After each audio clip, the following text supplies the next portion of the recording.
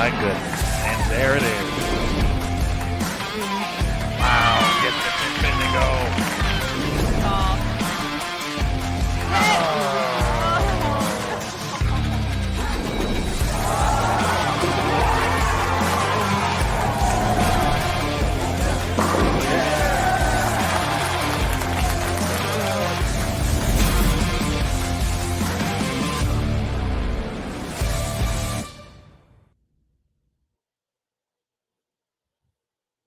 Hello, everybody, and welcome back to Bowl TV for the Stepladder Finals of the PWBA Spokane Open from Lilac Lanes in Spokane, Washington. My name is Aaron Smith with USBC, and we are ready for a star-studded top four here in the finals. Our opening match is going to be Kelly Kulick taking on Dasha Kovalova. The winner of that going to be taking on 25-time champion Liz Johnson. And the winner, awaiting in the title match, Danielle McEwan. It doesn't get much better than that, folks. With that, we have our pregame show just getting underway here. Our competitors are warming up. It's going to be a pretty quick transition to the start of the Stepladder Finals. So let's bring in our broadcast crew for tonight. Let's kick it off first and foremost with Dave Lamont. Dave, welcome back to Bowl TV. Oh, I am so happy to be back. It's especially for this show. Hall of Famers and future Hall of Famers. I've just been looking at PWBA social media, and the fans are extremely excited for this foursome. Absolutely, Dave.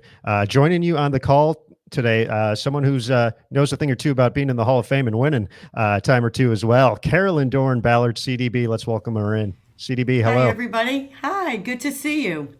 It's great to see you as well. Talk about this Power Pack Top 4, CDB.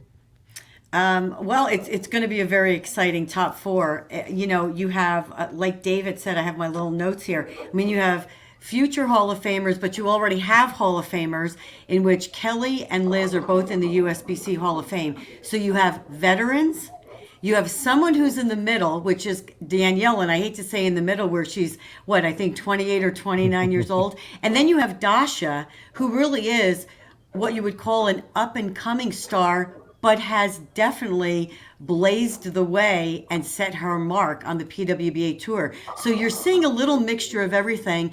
And as the show goes on, we're going to talk a little bit about the changing of the tides and how all of these ladies actually work on their game to keep them in championship form. And they've been in championship form. I mean, it came down to the last few shots. Kelly had to hit a big double in the last game of qualifying to send a couple of competitors to the sidelines. And a champion came up with championship shots, Carolyn, when she needed it the most. And we have another unique feature here. And we believe this is the first time it's happened this year in the PWBA. Everybody in the Stepladder final has a win this year. Yes, absolutely. And again, that's what I'm saying. You know, you're looking at such, what is the word I'm saying? Experience. Mm-hmm. Even though we're talking about, again, and Dasha, I don't know how old she is. I think she's only 24, 25 years old. But she's very experienced for her years because she has just turned that switch. Over the last 2 years, she has worked very hard on, she got herself in shape, in better shape. She admits that. She lost some weight. She looks fantastic. And she's actually straightened out her swing just a little bit to allow her to play the lanes a little bit straighter in the front, which she felt was something that she needed to do to get herself to the next level. Yeah, we know that Kelly is always working on her game and always making sure that she's in the best possible shape. Same with Danielle, who's a gym rat, and Liz Johnson is Liz Johnson. It's just, she amazes me, Carolyn, because I don't think her game has ever changed, really, and she doesn't have to change it. No, and that's one of the things that for anybody who's watching this evening, one thing about Liz Johnson, she has so many great qualities, but again, look at her. All of those years, does she look any different now than she did in 1996? Nope. Not really. So again, for anybody who's watching, it's not always about changing everything or I need to do this or I need to be able to do that. Sometimes it's about honing your skill and making sure that what you do best to your ability, and you are confident in doing that. And that's what Liz Johnson is all about. She has kept it simple. She has not made many changes, but she has made sure what she does is the best. And Aaron, we'll be seeing you from time to time throughout our Stepladder finals as well. So we're ready, man. Let's do this. That's Absolutely. right, folks. That's right. We just got about a minute left here. So for the folks watching on Facebook and YouTube, we're signing off. You got to go to bowltv.com, pick up a subscription to watch. We're going to be giving away 3 bowling balls from our PWBA Gold partners during the show. One from Brunswick, one from Rotogrip, and one from Storm. So the only way to win is to watch it over on bowltv.com. A few different options to pick up a subscription as well. So we hope to see you over there. But when we come back on bowltv.com, it's going to be time for the Stepladder finals here from the Spokane Open, a phenomenal top 4. So get ready for it, folks. We'll be right back here on Bowl TV.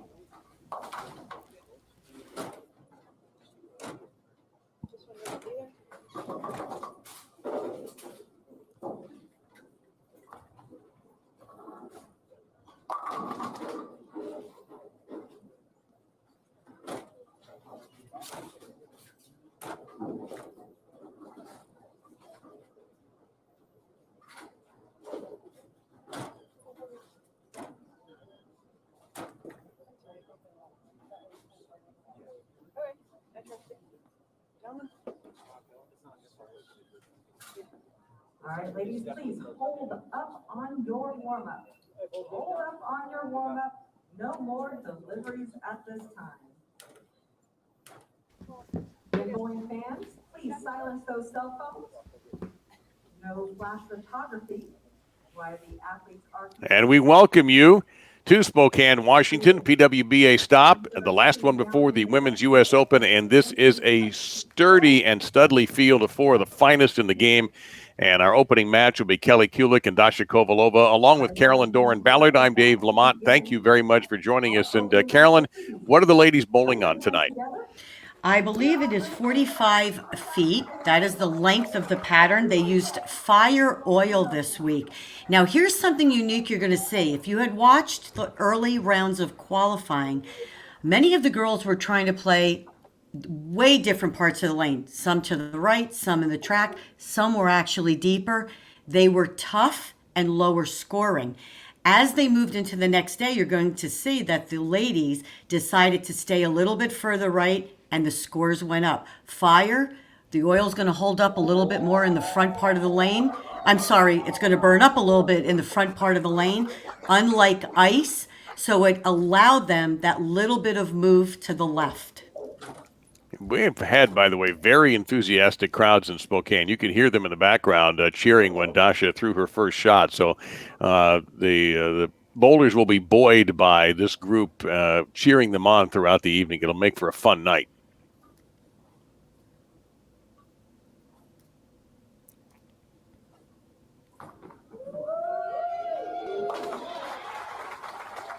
Dasha, the 3rd seed, Kelly, the 4th seed. And if you missed on the pregame, Carolyn Kelly had a challenge at the end. She got into the 2-0s in the final game, and she needed a double in the 10th to assure herself a spot on the show. Absolutely. And of course, that's when you start to look back at, hey, I have done this before. I am supposed to be here. And that's where you go back on all your training and, your experience. 27 milliliters of oil, because Aaron just sent it to me. That's a heavy load. That's a heavy load on fire. So you're going to see the girls, ladies. I keep saying girls. So I got to change that to ladies. You're going to see them use a little bit more surface. Kelly's in a stronger ball. That's an earlier rolling ball. She's got some surface on it to get that ball to read and be very smooth on the back end. Didn't want bowling balls that changed a lot of direction.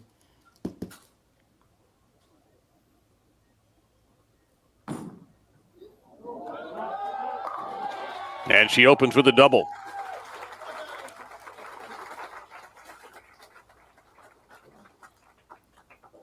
Playing way far to the right, got that ball out to about the 3 board. And as you can see, it just, that motion, one of my favorite motions, that nice, smooth, off the spot motion, and it hit like a truck. She could use her ball speed to her advantage this week.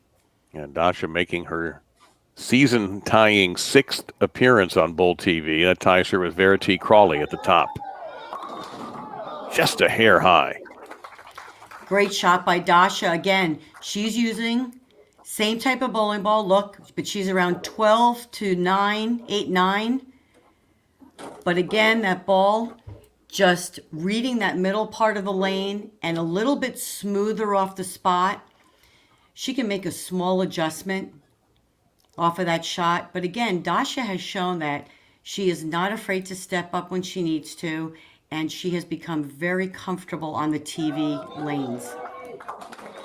Winner in Louisville, where she defended her title successfully. And Kelly broke a bit of a winless streak in Albany this year.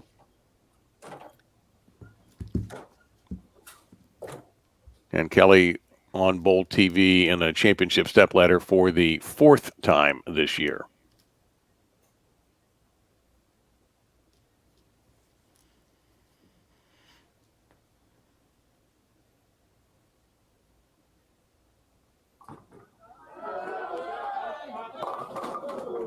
No, that one stayed out right, Carolyn. What happened there?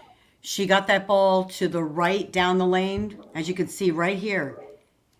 She got the last shot on the right lane was more of that 12 to about 9-10. This one she got way right of I used the tracer down lane, and that ball just did not hook back. Angles were much straighter. Again, we're using fire oil. Holds up in the front part of the lane. I keep saying that. I keep the reverse. I'm sorry on that. And the angles need to be straighter in the front, especially when they first started. Again, I go back to the first day of qualifying, and the score started out very low. She gives it a shot here, though. Changes to her spare ball, gets to the left of the head pin. Almost makes it. Yeah, the design on that spare ball, by the way, is hers. So you've opened the door for a multiple major champion to build up a nice lead. Let's see what happens.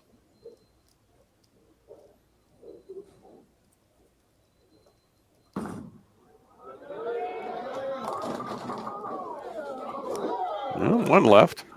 She got that a little left of target, but again, you could see still kept it on line. Comes in just a little bit light, but leaves the 2-pin. And when I suggested earlier that Kelly could use her ball speed to her advantage, Kelly tends to have slower ball speed. So this week, that actually worked to her advantage because she has been working on increasing her ball speed for when the lanes break down. A routine there for Kelly. In the points race, by the way, Julia Bond, who's not here, and neither is Verity Crawley. Dasha third in the points race at 92-280. So if she's able to rally here and make a big move, she's going to be threatening for that top spot.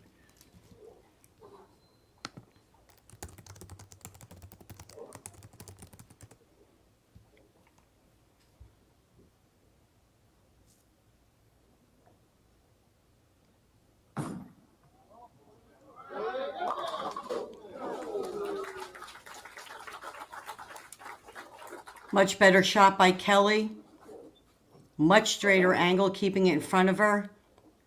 Ball coming in just half pocket. Now that's what you'll tend to see. And this is something I like to discuss. Some people watching may say, oh, that ball, she flat 10'd. You know, it ran out of gas or it burned up. Or when the lanes are tough and they haven't transitioned yet, 9 spare is good. And a 10-pin is a 9 spare in most cases, right? As I say that, she misses the spare. That's a shock. Right, that's very shocking for Kelly. I think she knew it off her hand, though. She stood right up, just got it right. Again, 27 milliliters of oil. A lot of oil on the lanes, higher volume than ladies have seen. And she'll just now a chance for Dasha to kind of scramble in here a little bit after she has yet to strike 2 9 spares and then a big problem. This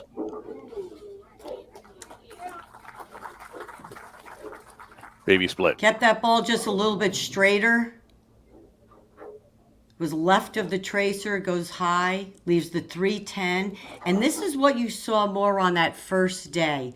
So when the ladies didn't feel as if they had a little hole to the left and they had no hook to the right, some moved in and some moved way right.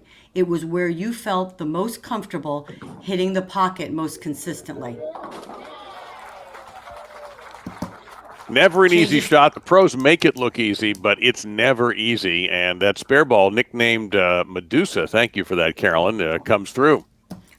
I believe it's called Medusa because I saw her on Facebook this week taking it out of her bag, and I think that's the name of it. So pretty cool. She designed it herself. She designs a lot of her own jerseys. Very artistic. Pretty impressive. Yeah, I don't think that jersey is available anywhere else except in her closet. Carolyn, Now, she has that's- missed wide right now on that lane 2 shots in a row, and it's the identical leave facing her. What adjustment does she have to make? But here it looks like she moved further right. She's still not right enough. If she's going to try to play the lanes like Kelly, she's going to have to move everything further right and still keep it in front of her. She still has just a little bit of angle in the front, but it does look like she did try to move to the right. She took a good run at this last time, and this time not as successful. So both bowlers have had chances when their opponents have made a mistake, and it's not happening right now for either player. So Kulick off of an error of leaving a 10-pin and missing it, and so big mistake, and yet she's getting away with it, it looks like.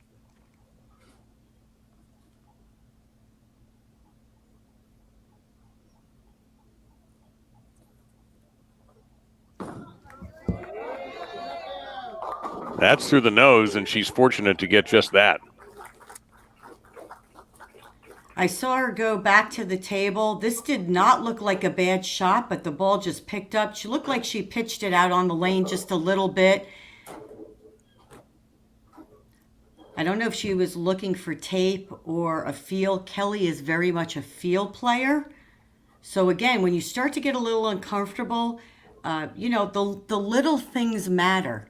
So you'll see her make an adjustment. If she needs tape, she'll put more tape in the ball. All right, she can walk away from that one comfortably knowing that she's got it and has built up a lead.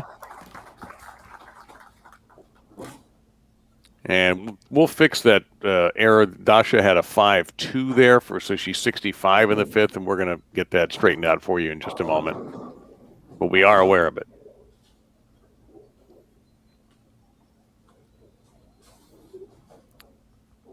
This would be PWBA title number 8 for Kelly if she makes the run up. Of course, here's the problem. The next person who's waiting is Liz Johnson. And after that, Danielle McEwan. So coming out of this match is going to be exceedingly difficult to move on, but it's doable, of course. Boy, that lane, Carolyn, especially is troubling. Yes, and this is starting to look just a little bit more like that first day of qualifying. Again, it's all about hitting the pocket. If you notice the scores the first day, much lower. We already talked about that. They got better the next day. So again, this is going to be one of those transitions where do I chase it right, increase my ball speed and keep it more online? Or do I move a little left and try to see if I can create a little area?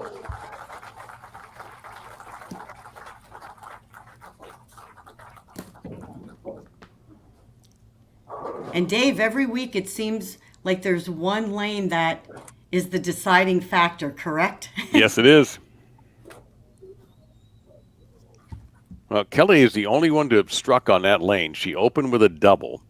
Make sure I'm getting my count. Yep, that's right. And that's also the lane where she missed a 10-pin. But Dasha, this was having a hard time even making contact with the head pin. So here she's attempting to move a little bit further right, but still has a lot of angle. This is a good spare to try also a strike shot because you are going towards the head pin and maybe get a feel, but she changes to her spare ball.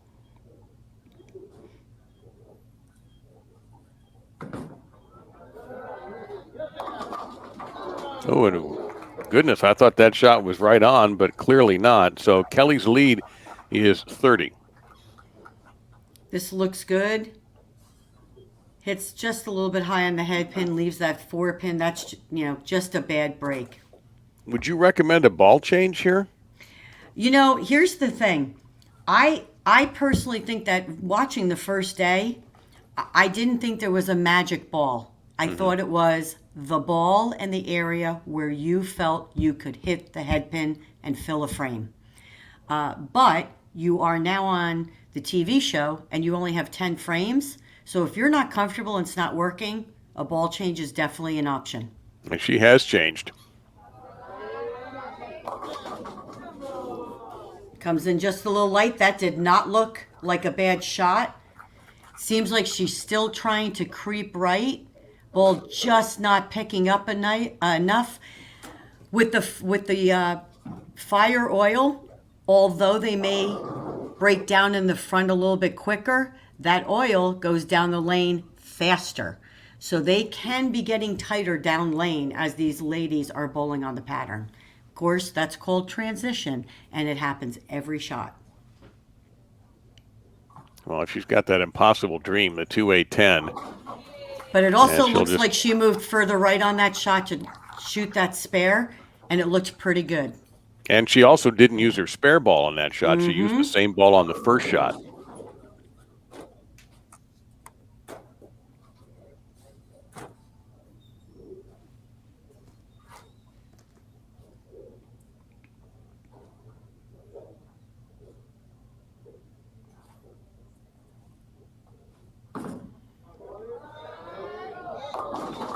And a Greek church drops by. Kelly looks like she moved further right, going up the back of it to allow that ball to roll and be smooth. Just picks up too early. Greek church.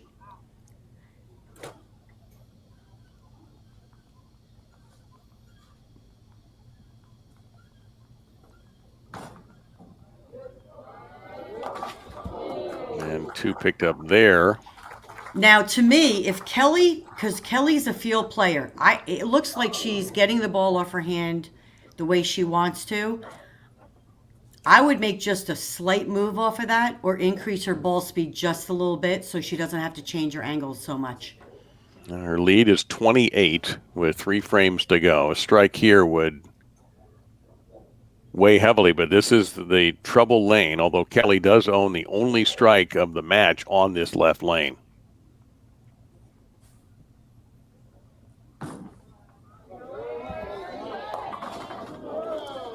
Whoa.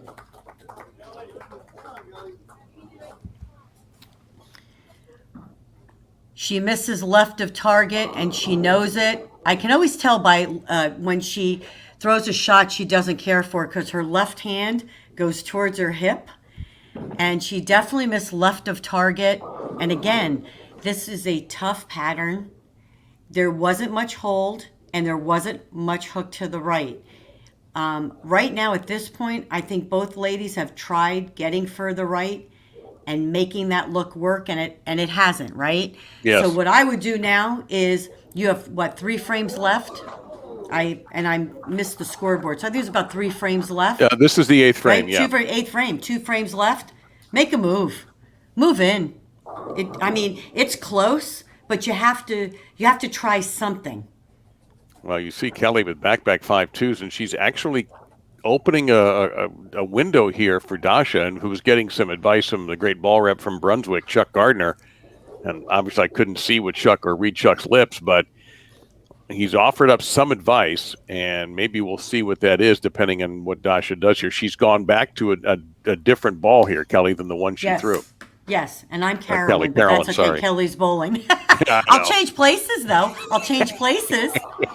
Well, Carolyn, that didn't work either. Nope. She looked like she got further right. If we see the replay here, again, trying to play those straighter angles, which, again, that first day it looked like you had to go more right to left or just keep it straight in front of you, but that ball looks like it went a little too long down the lane. This is where surface became important. You needed that ball to read that middle part of the lane and be tame on the back, but the angle is what helped you create that look to the pocket. Well, Kelly's lead now 27 with these 2 frames to go. This is one of those, hey, you want it? I'll take it. Do you want it? I'll take it. Well, I hate to do this because obviously we both want the highest possible scores, but the last mark we had was Kelly's 9 spare in the 5th frame. And we've only had 2 strikes, and that could end up being the difference. Kelly opening with a double. Who knew? Right. Different Okay, she made the move. Yep, different. She went back to that darker ball and made a move, and still gets hung out with a couple. But at least it's spareable. So again, she made the move to get Yes, way in. yeah, because that's something that. Right, exactly. I mean, you're looking now to mark because honestly, 2 marks right now could win this match.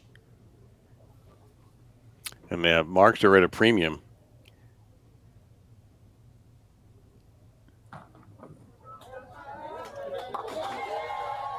All right.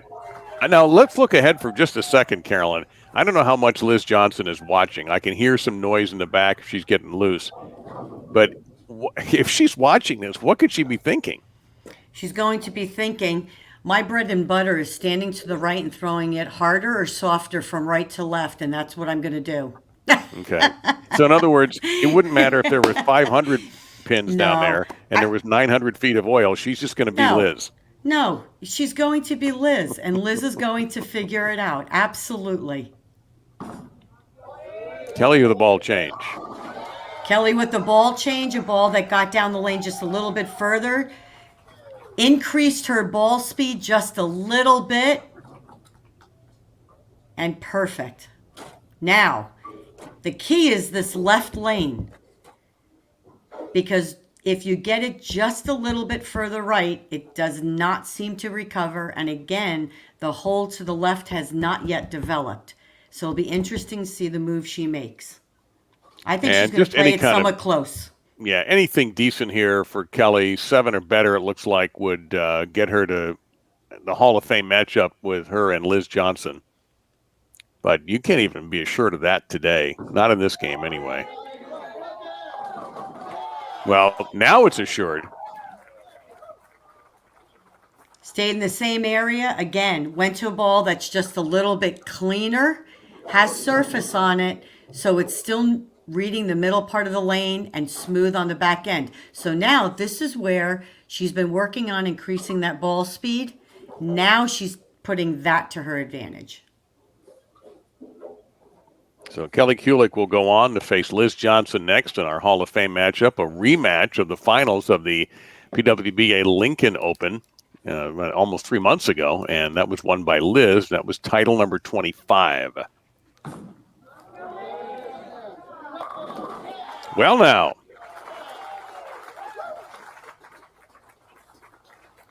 So remember when you just asked about what Liz will be doing? That. Right there. Yeah. Well, the problem is, Carolyn, if we went back in a time machine and we were in 1999, you would say the same thing. I probably, yes, you are correct.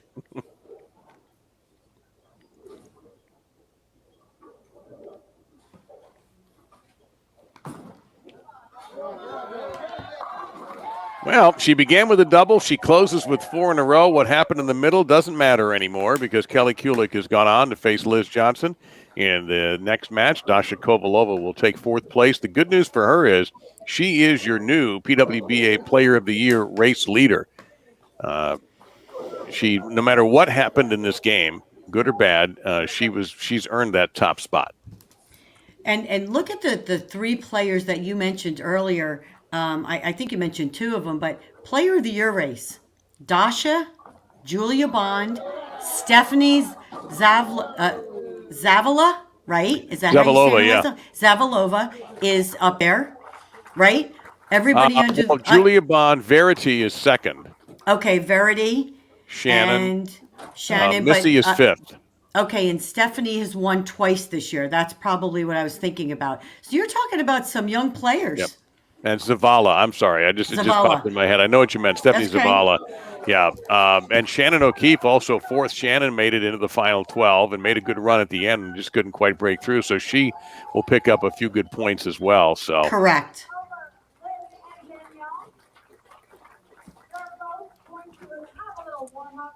Down on our championship pair. Kelly, if you'd like to stay loose, you can go down to 27 and 28. So there's Chuck Gardner getting some of the gear out of the way. She's going to receive 3 balls on each lane, and Danielle will receive 2.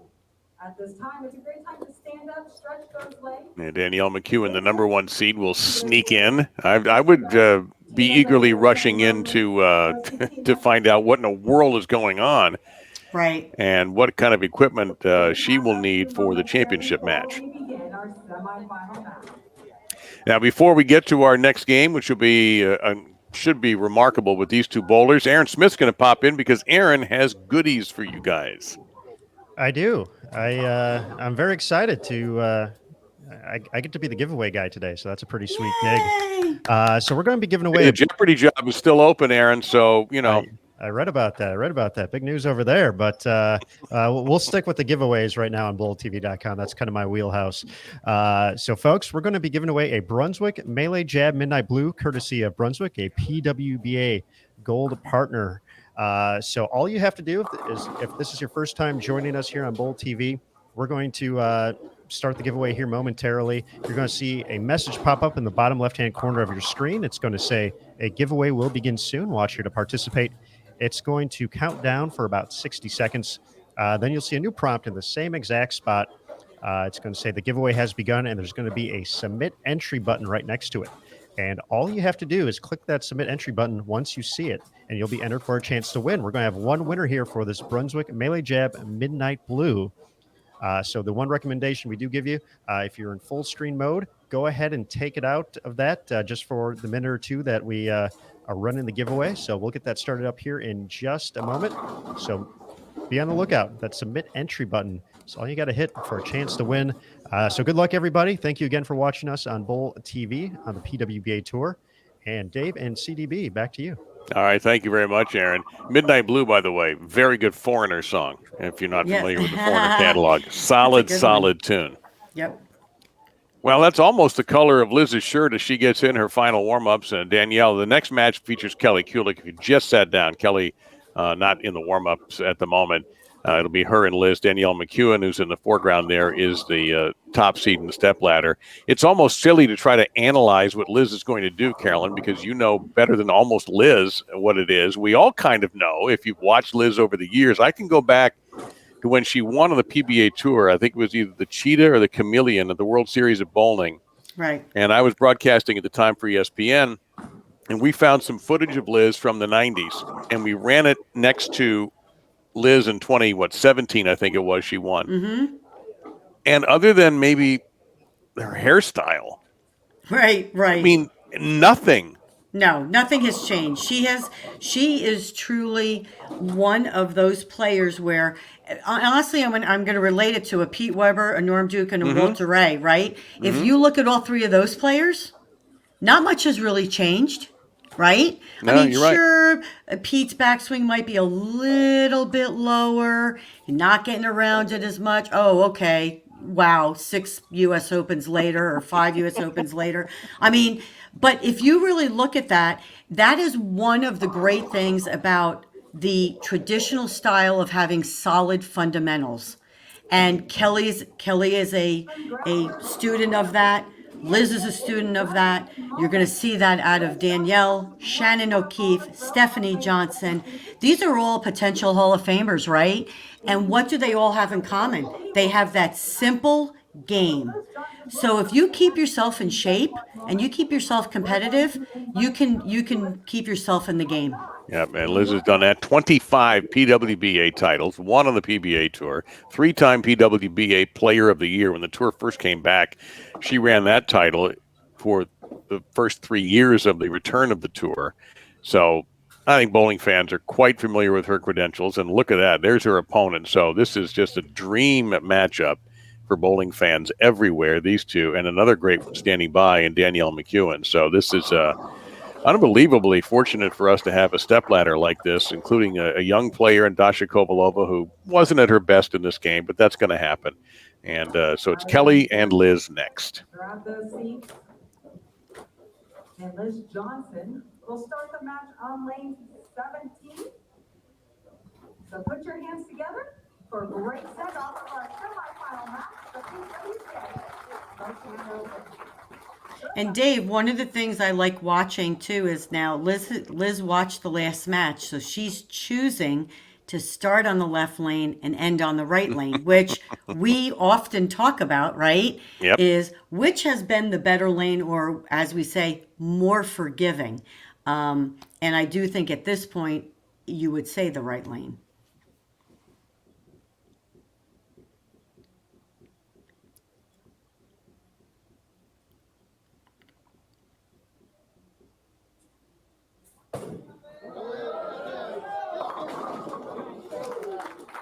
Now, she didn't miss that target by much, but it was enough to send it through the nose. Yeah, she got around over the top of that one a little bit, missed a little left. She was lined up in practice, so she knows what to do. The keys this week, because now we're talking about two of the greats of the game. The keys this week, your angles in front of you, launch angles in front of you and out on the lane, and your hand stable. And I got that from Matt McNeil. And what they mean by that is the ladies that bowled the best or actually found something and were able to get to the show did not try to manipulate the hand very much. It was all about keeping it simple and letting the ball read the pattern. Kelly, after a rough middle of the game, got going with 4 straight strikes to finish off the opener.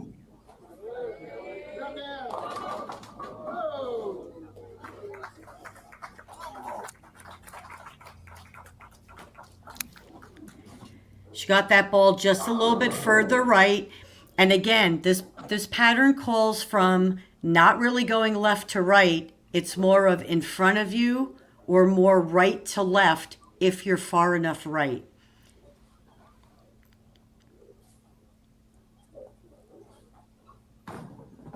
Going for the 210, and she just waves at it. Didn't like, I'm sure she was trying to make it, but just didn't execute the way she would like. So she'll move over to the left lane, which she started to conquer near the end of game number 1. And it's interesting. Let me ask you a question, Dave, or Aaron, or whoever. Now, Kelly didn't get any practice shots. That was just Danielle and Liz, correct? Mm-hmm. Yes. Why did I think she got a practice shot? Okay. Well, not when we were speaking. When I was looking at our feed, so it was all Danielle and Liz. Right. And that is a strike on that pesky lane. Late tap on the 10 for Kelly. This is a match where we will not have to use last names. Everybody knows who they are. Yes, correct.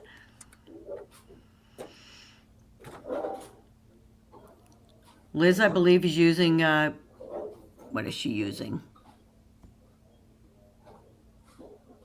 I can't see.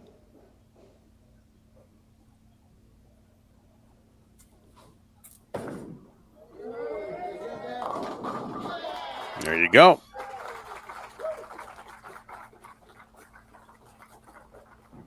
It's like it's a Marvel S we're hearing. Marvel S, there you go. Going from right to left. Laid that ball down on about 3-4. Crossing about 4-5 at the arrows. Again, Liz will use her ball speed to keep that ball on line where she wants it to be. And thank you, Aaron, for that tip. Aaron will not be giving away a Marvel S after this game, No. but he will be giving away something. I don't think Liz is going to give him that ball. So. No, Marvel S is definitely an old school ball. That's right, but one of the best balls ever. I still have 2. Yeah, look out.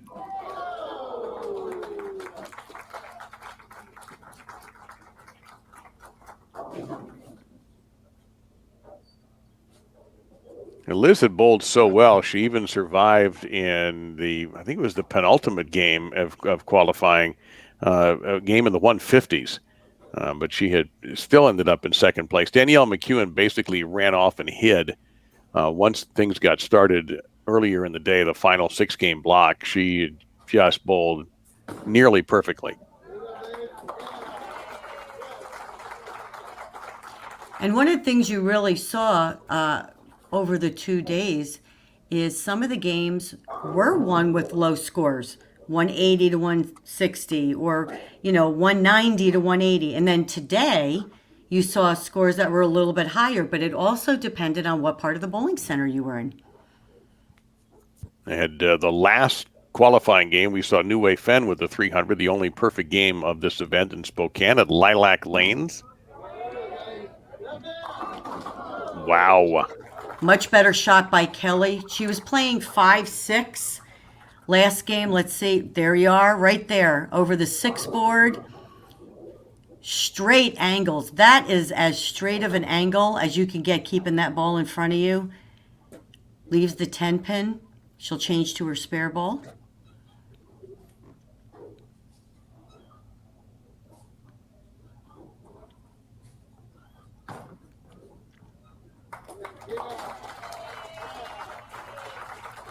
A little sarcastic because she missed one of those earlier, which didn't matter, as it turned out.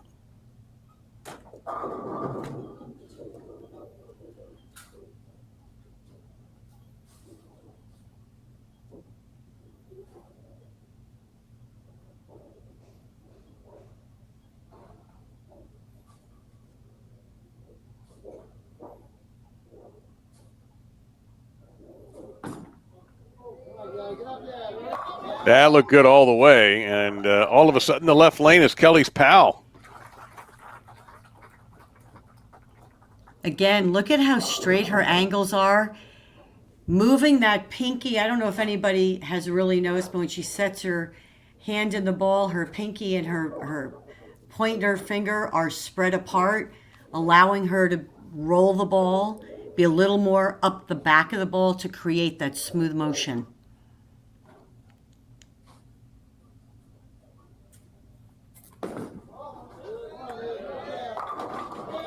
Well, it's not her favorite strike of all time, but can't give those back. Way left to target. She actually lifted up on that one just a little bit. Unlike Liz, because Liz is very solid at the line. Looked like she just used her upper body. Just trying to get comfortable. But you know what? In the middle of it, she threw a couple good shots and she got a break, and that's what bowling is all about.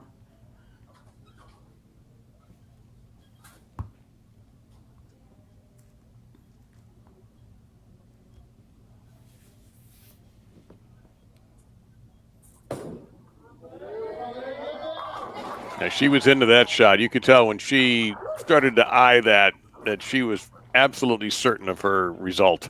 And you can see the angle was more, like I said, what is she laying it down around 3-4, keeping it going into that 6-7 board into the pocket, using her ball speed to keep it where she wants it to be. She needs to make the adjustment on that right lane.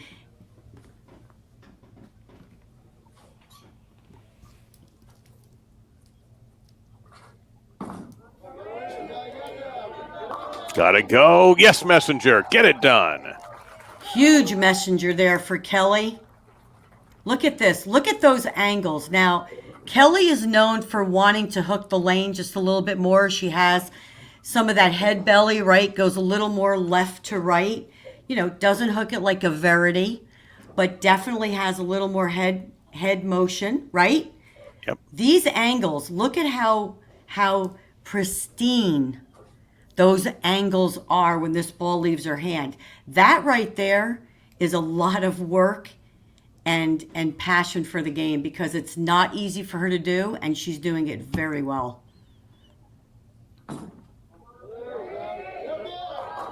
Yeah, she started waving that hand like, get me out of here. Well, you saw her hand. Do you see her hand motion? She got, Yep. See, she missed left, got around that one just a little bit over the top, but gets a break. Only leaves the 4-7. You get the sense this match could come down to the 10th frame. Well, isn't it supposed to when you're dealing with two Hall of Famers? Ideally, it would be. Liz has an 11-pin advantage, but still, tough as this pair has been, hopefully we don't have any more calamitous leaves like we did in the first game. But you just get the sense that these two, who know how to win, all the majors they have, all the trophies, the jackets, the tiaras, Right. they've got quite a collection. Here's another thing. Liz chose to start the match, right? Because we felt like the right lane was her better lane. A lot of players choose to be sitting on the bench and let their opponent finish the match. So that tells you something else about her confidence. Did she throw that harder? She threw it much harder. Again, what did we talk about? We talked about ball speed, right? Keeps it. She didn't miss left on this one. Kept it in front of her and just increased her ball speed and lets the ball be slow off the end of the pattern because it's getting tighter down the lane. Again, remember, this pattern breaks down in the front, not on the back. So angles should not change very much. So Liz riding 3 in a row, 4 strikes out of 6 as we enter frame number 7.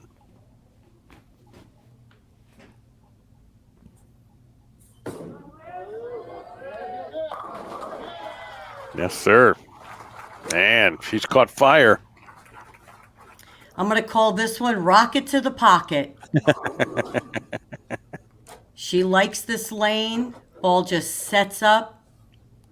So again, what is your asset to your game?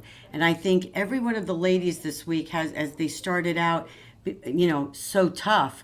What do I do best and what can I do to keep that ball in play and fill frames? And you're seeing two of the best right here take what they do best, and one is learned and one is natural. Oh, Kelly, that's the second time she has wrapped one around that 10-pin. Great shot by Kelly. Solid at the line. Great motion.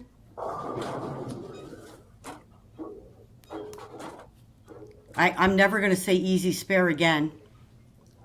Well, she did miss one of these earlier, which is extraordinarily uncharacteristic of her. That's so not her. Yeah, it's not any of these ladies.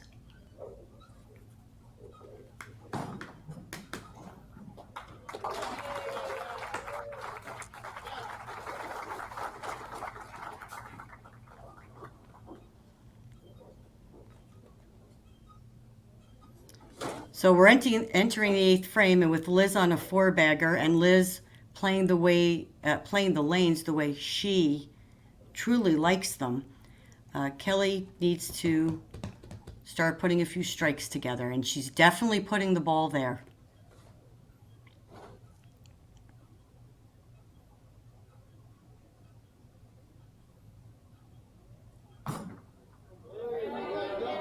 Looking good.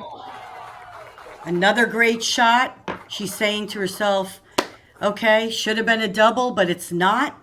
But I've put myself in position. Look at the angle. I just, so impressed. I mean, she's such a workhorse.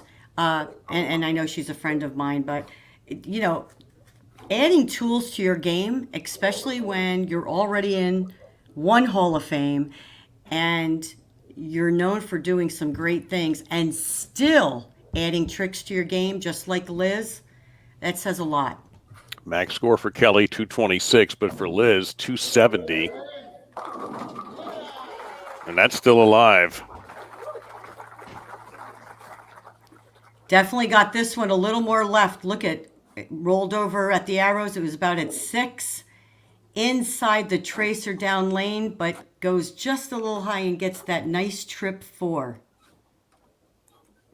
I would say that's Liz's hit, the trip 4. I don't think she'd mind me saying that either, especially with her ball speed. Mine was rolling the 4-5-7. So, hey, look, we all have our little tricks, right? Whatever works. Fame, Whatever works. It's worked. Absolutely. Yeah, the old tippy toes didn't help that time, but her streak stops at 5 in a row. But nevertheless, a great run for Liz in the middle of the match to build up a good lead. Comes back with another great shot, just coming in half pocket. Light, leaves the 10-pin. Changing to her striking against breast cancer spare bowl that helped raise money for breast cancer. That looks like a good time down there. Absolutely it is.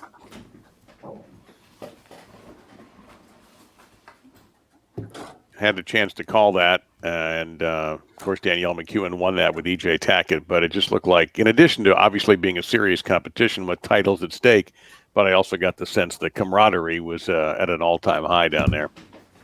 Oh, yes. Now Kelly fighting the odds, which are definitely against her. I mean, even if Kelly strikes out, Liz is just going to need 9 on her first shot to get the lockout.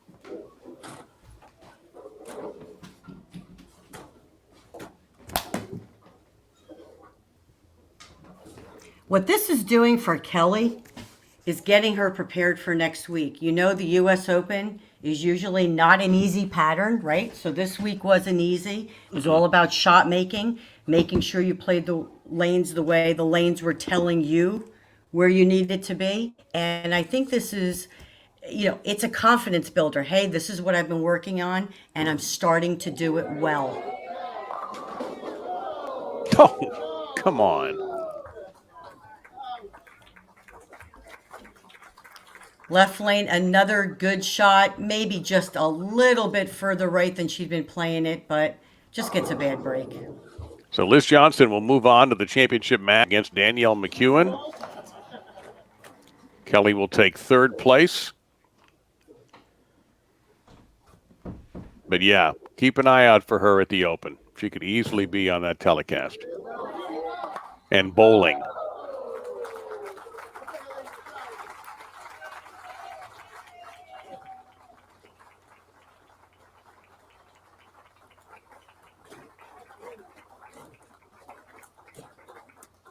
So one of these next bowlers will be a 2-time winner on tour this year, although for Danielle McEwan, it would be her first singles title. But for Liz, it would be her 2nd singles title of the year. That will be coming up in a few as Liz cleans up here.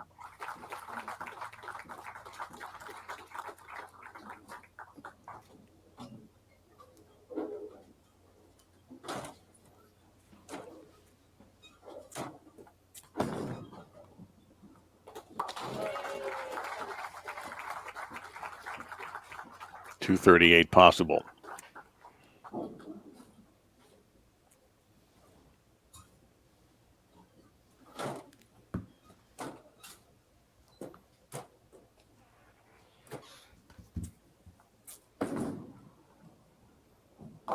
So put it in the books. Liz Johnson is on to the finals, looking for title number 26 in her PWBA career.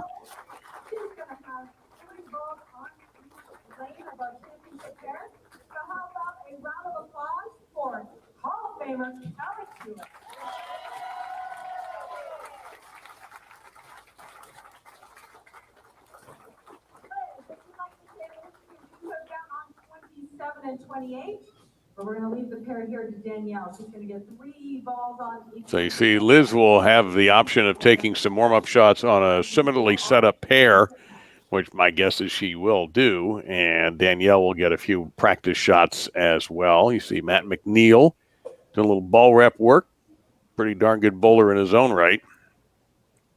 And we do have Kelly Kulick joining us. Well, this would be a terrific broadcast team. We got to try this sometime, the 3 of us. Let's see if we can see. There she is. Kelly, how on earth would you describe these conditions that you bowl under?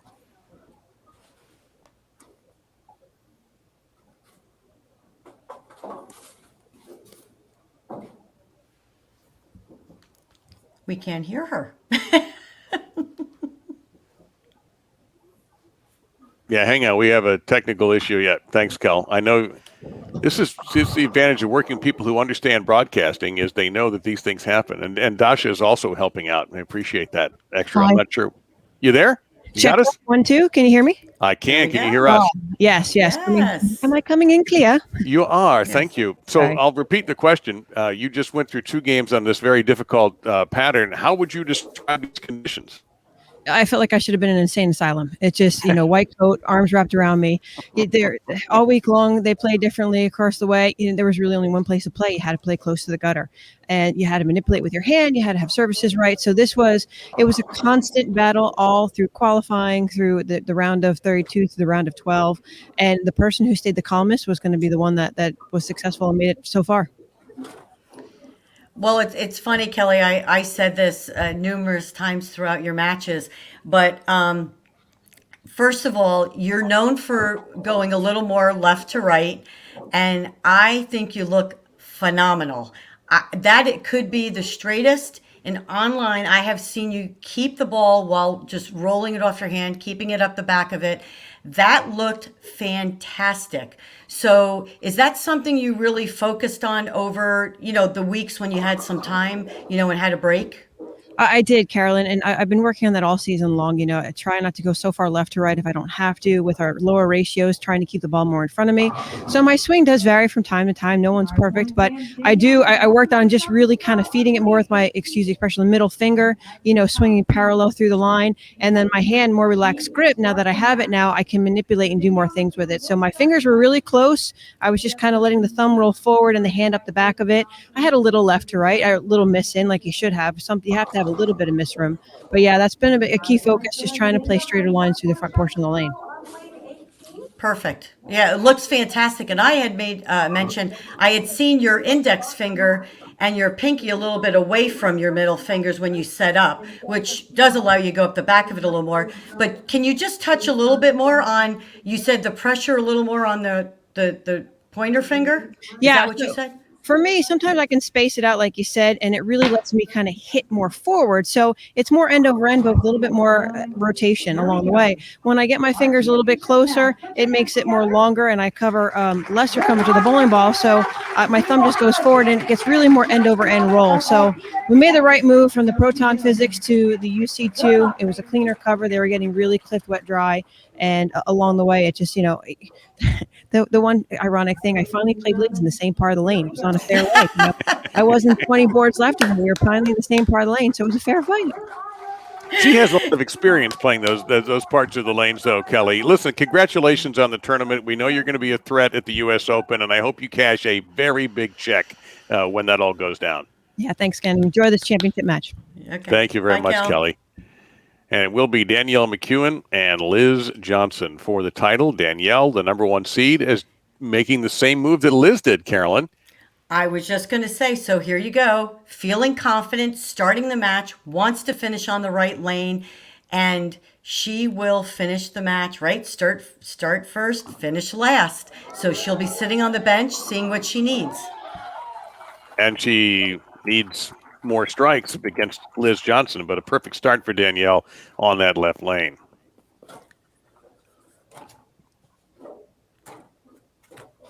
You're going to see Danielle keep it very much in front of her. She's very good at doing that.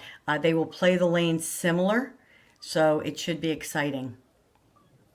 We're going to be joined here for a couple of frames by Dasha Kovalova, who played Kelly in the first of our matches.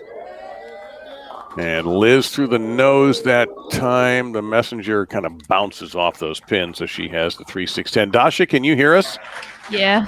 Well, there you are. We heard Kelly talk about the conditions. How would you describe what these two are bowling on right now? Definitely not what I was bowling on. Okay, how so? Do I really need to answer that question? Well, maybe Carolyn can answer it. Well, the 5-count washout's very hard to make every time, Dasha, but here's how we'll sum it up. I think you made the moves you needed to make. I still think you're one of the best, and I think you'll be in good shape for next week. Thank you. Sorry, it took me a while to have my composure, but I'm here now. I think I just was confused and should have thrown my spare ball into hat pin at some point, but I broke the record. JT told me, is this the lowest game that ever was ever bowled on Bowl TV? I don't know if anybody's kept that record, although knowing the guys at USBC, I bet somebody knows that. Liz gets a strike. She doesn't even know it until she turns around. Dasha, let's ask, what do you think of this matchup right here, Liz and Danielle? I mean, both of the ladies are in a really good shape, I think. They're definitely playing the lanes right.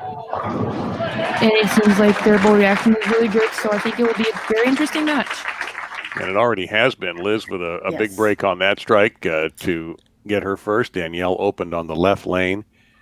And Dasha, just one more question, and I'm going to let you go so you can catch the rest of this in peace.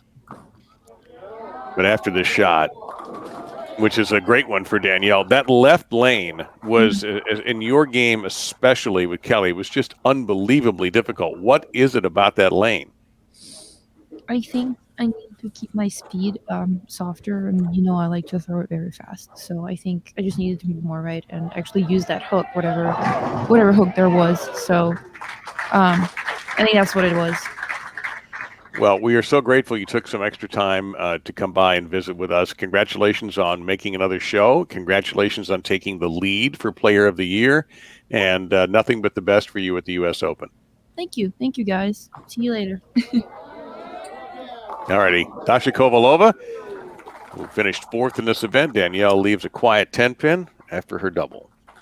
Great shot. She's playing both lanes very similar, going up about 5-6, being soft with her hand. You're going to notice a couple things with Danielle. She's taking 5 steps. I have talked to her about this. Sometimes you see her taking 4, sometimes you see her taking 5. 5 usually helps you throw the ball just a little bit harder.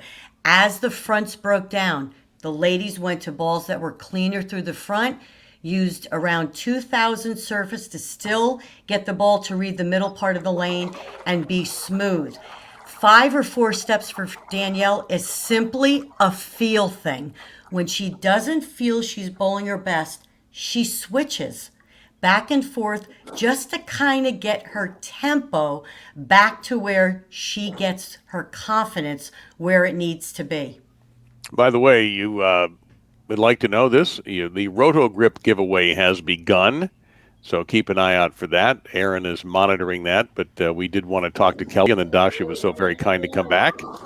And the messenger is going to check up on Liz. So the Roto Grip giveaway is underway. Much better shot on this right lane.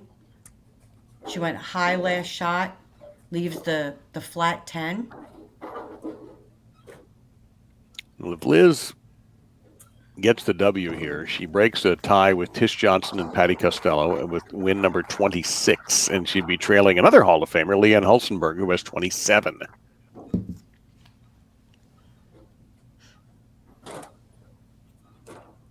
Well, now with the increased prize fund for those majors that was announced, I think you're going to see some of those bowlers come out and bowl. Why not? Leanne's going to kill me now that I just said that. But well, she bowled in Houston. I'm going to make her. I'm going to make her. She bowled well bowl. at the doubles. Yes, absolutely. Why not? If you're good, you're good. Liz just missing left of target. And you can see it. She pulls right up out of it. She doesn't like it. And with Liz, it's very simple. When she starts to miss left, she closes down on it just a little bit too quick. So that could just be simply when she gets her ball into motion.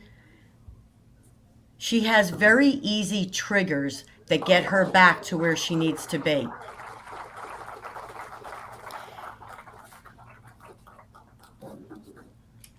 So McEwen with the advantage. Danielle looking for her first singles title of the year. She and EJ Tackett just exploded out of the gate the first day of the PWBA striking against breast cancer mixed doubles. They were unbelievable, and they ended up winning by about 175 in Houston for his 14th title and her 6th.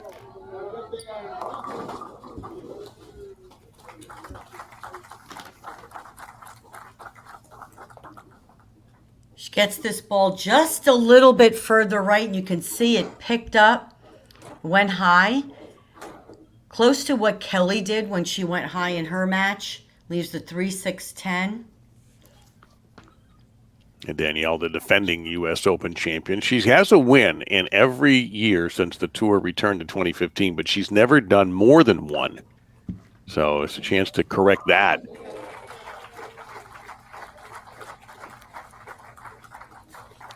You know, she's so good, Carolyn. I marked down on my score sheet a spare for her before she shot it. Oh, absolutely. Here's the other thing with Danielle, and I think she's a stud, by the way. So this is something I definitely wanted to talk about because I want people to understand. Because you throw it a certain way, when you see other players bowling well, like a Verity or a Daria, people who can open up the lane, you tend to then try to fit your game into what you think needs to happen. And I think Danielle, when I talked to her just a little bit, you know, she's looking at this and saying, you know, I'm good at what I do, but my rev rate's not as high as those ladies. And I think what she's done is realize that, you know what? If I do what Liz does, and what did we say earlier? Keep it simple, do my game, be me, and make that the best, she will then be able to keep up with any bowler out on the PWBA Tour, and you're seeing that starting this week. And a surprising error there by Danielle. Kelly Kulick also missed a 10-pin. It didn't hurt Kelly, but in a close game like this is turning into, this may be a one to remember, unfortunately. Very unlike Danielle to make a spare. Of course, all these ladies are great spare shooters. As we are going to look, let's see if Liz can take advantage of it. Liz needs to stay down on her shot, stay solid.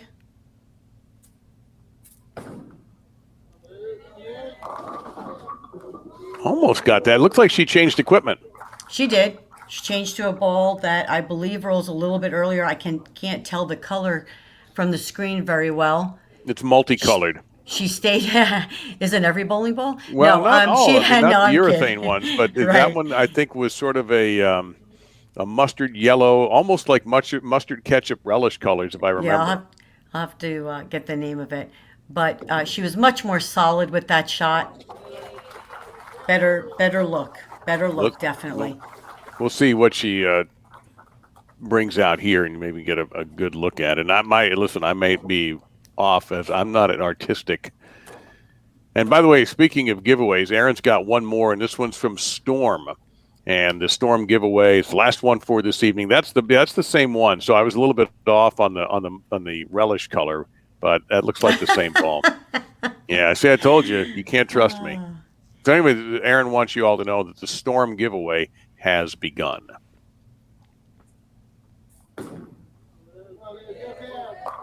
And there's the strike. First one for Liz since frame number 2.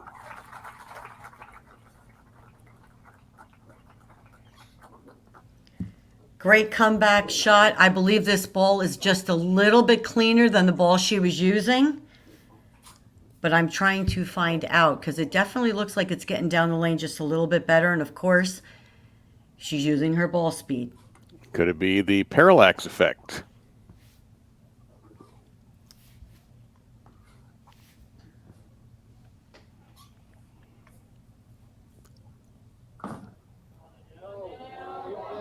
So Danielle, off of the missed single pin, will get another one to shoot at. She looked a little bit slower on this shot. And again, did the same thing. See how that ball is getting right of the first arrow and way right of the tracer. Just tends to hook up a little bit too soon. Needs to keep it to the left of 5. It seems like that 5-6 area right there at the arrows has been the best look for most of the ladies.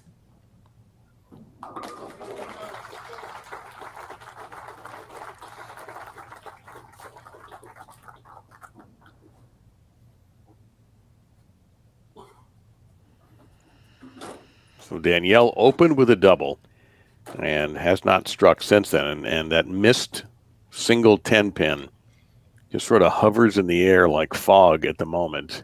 Let's see if she can bat that away. And that's how Kelly started that one match. Yep.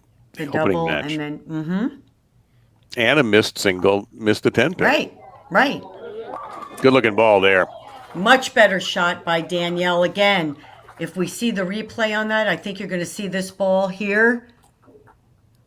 Right up 5-6, straight in front of her, soft hand, perfect. Ball's just a little bit cleaner. I think she might be an Untitled Pearl. I'm trying to get the scoop on that. Well, Aaron is here to tell us that Liz was using the parallax effect There you go. frequently.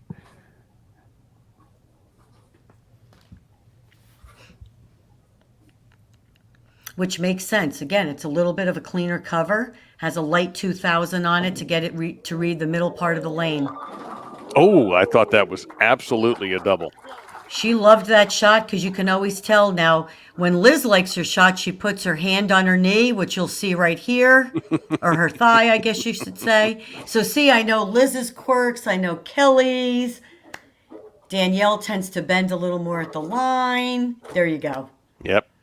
All the secrets out tonight on All Bowl the TV. secrets.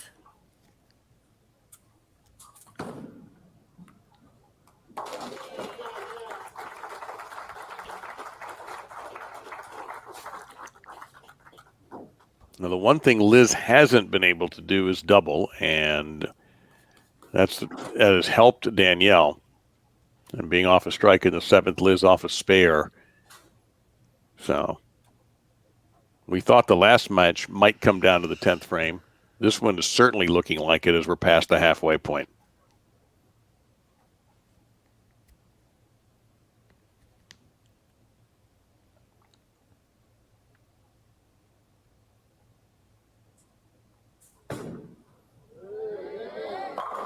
Hand on thigh, strike on card. Definitely likes that left lane just a little bit better. She can get this one going a little bit more right to left, and it does not overhook. Perfect shot, and that will be the lane she ends on. So McEwen in a position, though, if she can double here.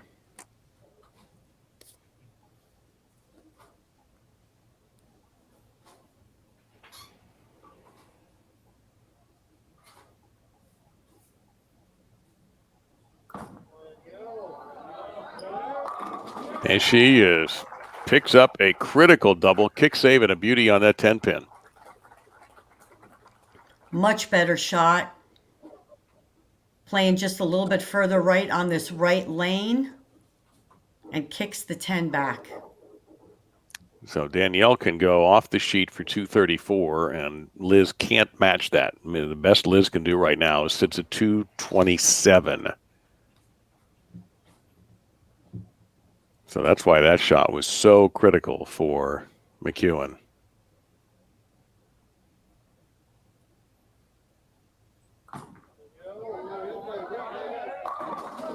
Wow.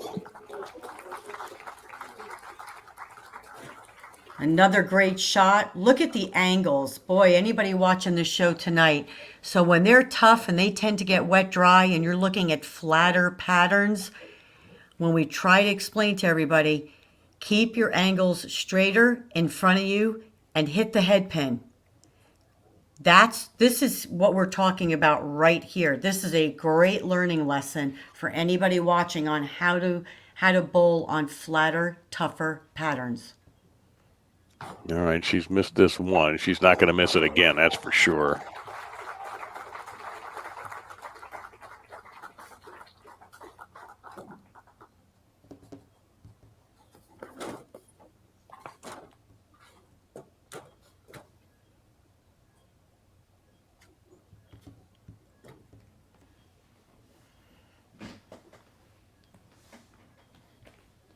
So Liz Johnson now in a position with Danielle's max having shrunk to 213. Liz can, with a strike here, give herself a chance to shut Danielle out. Correct. Big shot here. Oh, a lot of traffic, but not the result she's looking for. So Pulled up out of that one just a little bit, but still, she did what she does best, keeps it in the pocket, leaves herself a spare. Now her max sinks to 207. So nobody's getting locked out right now. Even if if Liz goes off the sheet here, 3 in a row, finishes 207, McEwen can still beat her.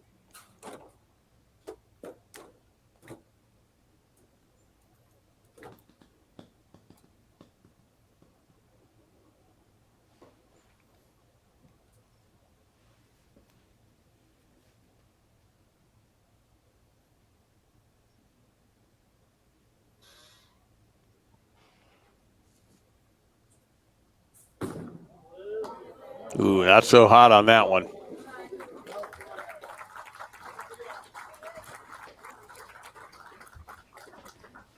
Just not a good shot by Liz. Popped out of it, missed way left.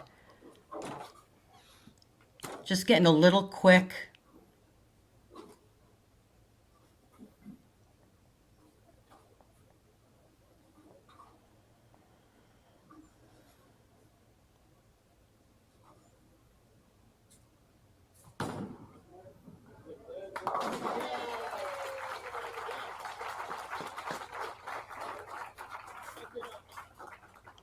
Is her max score 197 or 194? I didn't see the. Yes, it is. Which one? I didn't. 197. Oh, or it's going to be a 194? 197 if she So strikes here. that spare was pretty big.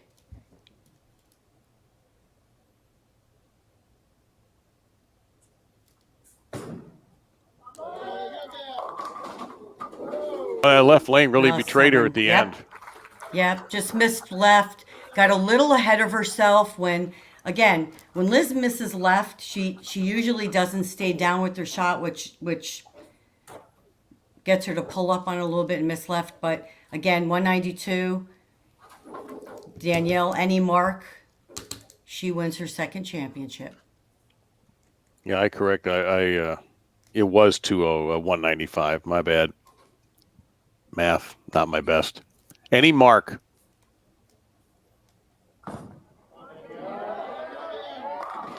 That's a mark. And for the first time in her PWBA career, Danielle McEwan will have 2 victories in a season as she has defeated Liz Johnson with that shot right there. Claim her first singles title of the year. The defending U.S. Open champion will go into the U.S. Open off of a win. She has worked hard on getting her mental game back to where it needed to be. And again, you're going to see the determination, being patient was what paid off most for Danielle McEwan. Tough conditions here and an unbelievable opponent in Liz Johnson. This has to be a very gratifying win for Danielle.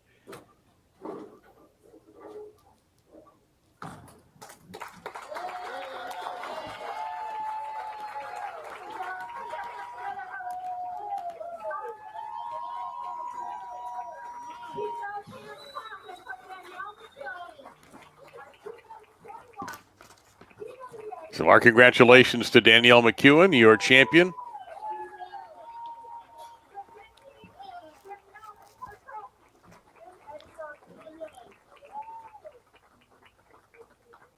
And a deserving one. And that is going to have to be carried on, I think. First of all, I'd like to thank all of the PWBA members and amateurs who bowled this week. It's been a wonderful week for us here at Lilac Lanes. Thank you guys very much. I'd also like to thank my staff who did a wonderful job this week. This has been an incredible week for us, an incredible week for Spokane.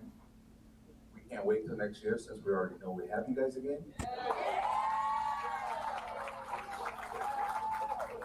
I also hope that because of what took place this year, next year we can have an actual pro-am so that you guys can interact with these wonderful, wonderful women. Because like I've always said, you give me an opportunity to pick, I will take these women every day. Because I think you guys are great. Thank you guys very much. Congratulations.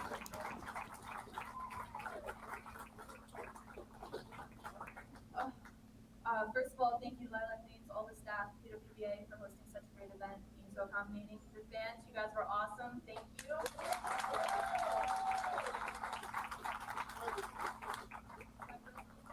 Storm, Turbo, High Five, thank you for all your support. Steve, Matt, thank you. I couldn't do this without you guys. Thank you. All right, ladies and gentlemen, again, thank you all for joining us here. Again, we're going to take some photos of Danielle, and on behalf of our entire PWBA staff and crew, we hope to see you again really soon. Be safe, be good, support your sport, everybody. Have a great evening. So hopefully we'll get a chance to speak with Danielle after she does some bench press with that trophy, I think, and maybe some curls. It looks like it's big enough that she can get in a quick workout while she's taking these photos. But great win for her to beat such a tremendous player in Liz Johnson. Dasha Kovalova finishing in fourth. Kelly Kulick was third. And that could just as easily be a U.S. Women's Open stepladder. Coming up with that event, and you'll see it on CBS Sportsnet next week with $100,000 at stake. So McEwen, obviously a worthy champion.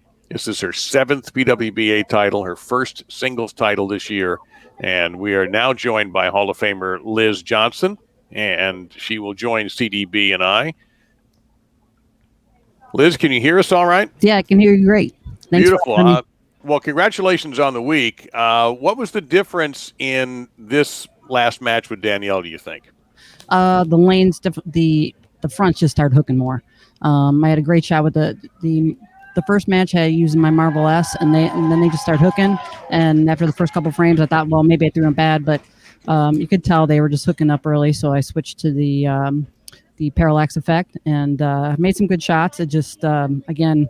It started hooking early, and when I needed to make them in the 9th and 10th, I just made some bad shots. So I'm happy with first and second. So You're bowling great. I mean, what are you going to say? I mean, you're fabulous. Hashtag greatness. Greatness. But one of the things I definitely want to talk about is when they are tough, when they are flat, what is the key for you to make sure that you get to the top 4 or the top 5?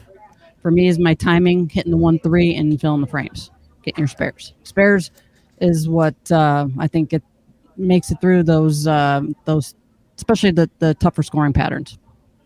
Talk a little bit though about your timing, because I did notice a few of your shots when you do miss left a little bit, you kind of raise out of it a little bit. Is that more your legs or more the initiation of your push? I think it's a little bit of both. My legs probably get a little lazy. I was having a little thumb issue too, so some of my feel got a little lost there. But yeah, when my swing or my push away gets either too long, then everything's going left. It's just going to happen in the second or third step, and sometimes I wish I could stop in the middle of my approach, and I can't. But yeah, every time, and then I pop up, and for me it's all about the push away and using my legs. Going into the Open, Liz, how do you feel about your game? I feel really good. You know, if you know, we got 3-4 different patterns, and you know, I think it just gives a little bit of confidence because these were not easy, and of course, and you know, always looking forward to the U.S. Open. So I can't imagine why. Yeah, I think everyone's, you know, very much excited about the U.S. Open for next week. But yeah, it definitely gives, if anything, a lot of confidence going to next week, just because if this is any kind of sign of, you know, what it's going to be like, you know, I've always loved the long formats. So definitely looking forward to it. And again, it's just confidence wise. Well, congratulations on the week, Liz, and best of luck next week, maybe grabbing another U.S. Open. Thank you. Thank you so much. Appreciate it. Liz Johnson joining us here. And Carolyn, you're right. Liz has about 20 of those, or so it seems like anyway, U.S. Opens. And she made a great point about filling frames in these low-scoring games, and that's exactly what's going to win that tournament. I know, and I got to tell you, again, I always say there's a lesson to be learned. The women were the best at teaching the good fundamentals and the simplest things that could take you to the next level, because it was more of what a traditional bowler could do, right? So for all the youth bowlers that are watching, especially our youth bowlers, so I know my daughter's rolling her eyes right now, what are they saying? Filling frames. Not one lady mentioned striking. Not one. Yeah. They said filling frames and spare shooting. So again, you're looking at tougher, flatter conditions, which kids bowl on at Junior Gold, Teen Masters, all these other events. So now you're seeing this transition of what the younger generation is preparing for, and you're seeing that on the women's tour with Julia Bond, Dasha, and all the younger players. Well, our champion is with us now, Danielle McEwan from Spokane at Lilac Lanes. And Danielle, can you pick us up okay? Hi. Hi, Danielle. Hey, champ, congratulations. Thank you. I said it's got to be especially gratifying, getting your second win in a season for the first time since the tour came back, and the quality of the field and who you beat. It has to be a little bit more special when you can beat someone as great as Liz. Oh, absolutely. I mean, that Stepladder was insane. Just to be able to be out there on the lanes and share the lanes with the greats of all time is just such an honor. So a couple of things I want to ask you, Danielle, just because I know I get to talk to you and I see you bowl. 4 to 5 steps. I mentioned that on the TV show tonight. You were taking 5 steps. You and I have talked about that. Tell us a little bit about what that does for your confidence and your feel. Yeah, so I go back and forth between 4 and 5 steps kind of all the time. It's kind of a timing trick. Sometimes I can get the ball moving with my foot easily, and other times I need that first step to kind of get it going. My timing's always going to be late regardless, so it's really just like every couple of months or every couple of weeks, depending on where I feel like it's at, I flip it back and forth. Okay, and then the other thing I want to talk about, and I'm going to say this the way, and it's meant as such a compliment, but I want you to kind of elaborate on it. So you're one of those in-between bowlers, right? So you're not going to throw it as straight as Liz Johnson, although tonight you did, so that's key. Yet you may not have the rev rate of a Verity Crawley. So sometimes you find yourself caught in the middle. But I want you to tell everybody out there, because I know what you do. You do struggle a little bit with your confidence on that factor, but you continue to work at it. You continue to add tools to your game. Tonight was one of them. You were able to play the lanes just like Liz, and you were successful. So talk a little bit about what you did over the break to prepare yourself to be even better going into those tougher conditions. Yeah, I think I'm just constantly working on trying to broaden my toolbox. Like you said, there's definitely still areas that I need to improve on, but I'm just trying to constantly be better at hand positions and ball speed changes so that regardless of what I'm bowling on, I can compete with the best. And that's, over the last couple of years, that's really been my driving force in improving my game. Well, you go into the U.S. Open. Yeah, you're the defending champ. Now you're coming off of this win as you carry that into this Open. And now there's a nice big check awaiting the winner there. How would you describe the state of your game going into the Open? I feel really good over the last couple of weeks, the last couple of events, kind of since the break of halfway through our tour season. My game's starting to come together and really feel good. My confidence is coming back. So I'm just going to try to keep improving. I know I can still be better than I was this week. There was a couple of areas that I need to go practice on, like shooting 10 pins after that game. But, we'll improve them, and that's not going to happen again next week. You and Kelly each had one. I couldn't believe it. I'm like, you never miss. But they both won those games, Carolyn. Kelly correct. won her game and Danielle won her game. So although it kind of goes against the normal rules of bowling that you can't miss those single pins, but right. Some people are good enough to overcome that. Congratulations, Danielle. Are you going to be doing any curls with that trophy anytime for a workout? Not right now because my arms are kind of broken. It's really heavy, but it will be a good workout for next week.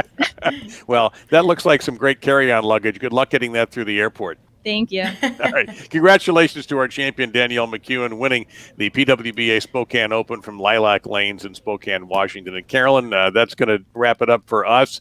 And I just want to take a moment to thank everybody at USBC and the PWBA for a wonderful summer with you all. Whenever I was able to drop in, I'm so grateful for the opportunity to work with you and to work with Kelly. And Aaron and Jason have been so kind to me, and I'm so appreciative. Hopefully we can do it all again next year. We want to remind everybody about the U.S. Women's Open, which will be on Bolt TV in 3 days, and the finals on August 31st, CBS Sports Network. Any prediction, Carolyn, who might win that? I have a few that I think will get to the telecast, but I don't know. I think you're going to see a couple of young guns. I do. Okay. I think you may see a Julia Bond, a Verity, but I'm not Xing anybody out because I do think the Hall of Famers that we saw tonight, a Kelly, a Liz, a future Hall of Famer, and Danielle. I think Stephanie Johnson and Shannon O'Keefe have been bowling well. So there's a wide range for different reasons, but I think you are going to see some great bowling next week. They're going to be tough. And again, you're going to see filling frames as the key. So it's going to be exciting to watch. Yeah, versatility is going to be the key. So whoever has, and Danielle talked about toolboxes, whoever brings the most tools to the game and can execute them is going to win. Carolyn, it's wonderful talking to you. My best to you and Dell and to your family. And I'm sure we'll talk again down the road here soon. Absolutely. Great to see you, Dave. Thanks. You too, Carolyn. Thank you very much. And thank you all for watching on Bowl TV. Don't forget, bowling lives here. We want you to go for it. Thank you again to Aaron and Jason. And thank you for your comments as well. I'm Dave Lamont. Good night from the PWBA Spokane Open. Your winner, Danielle McEwan.